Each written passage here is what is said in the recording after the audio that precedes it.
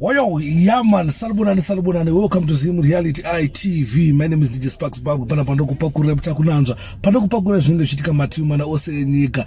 Right now nyandinayo pana pandeya Prophet Passion Java. Prophet Passion Java wane video rawo raunga vachita na bevu vachiratidza kunakirwa nemagaro. Zvekudaro.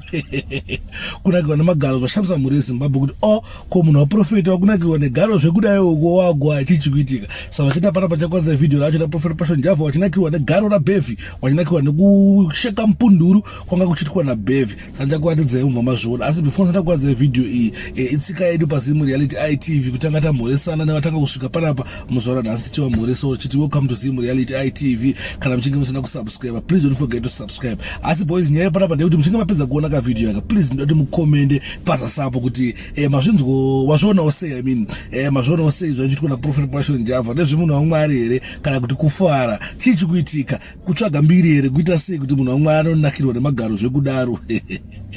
Hadzi vaita kufuriza pakaipa eno sinapedza ngoni yakawanda woyo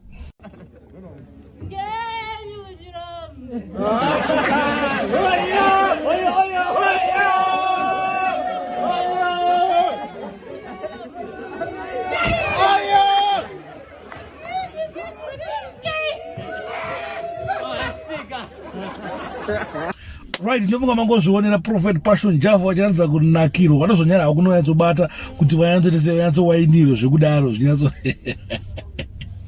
pakaipa mawame murambi ndo nyaya yanga ndinayo pana padandikuratidza ndikuonesei tione pamwe chete semhuri imwe chete. Saka ngatikomendei pasasapo kuti marionawo sei video la Prophet Passion Java wachinakirwa punduru wachinakirwa nezvinhu.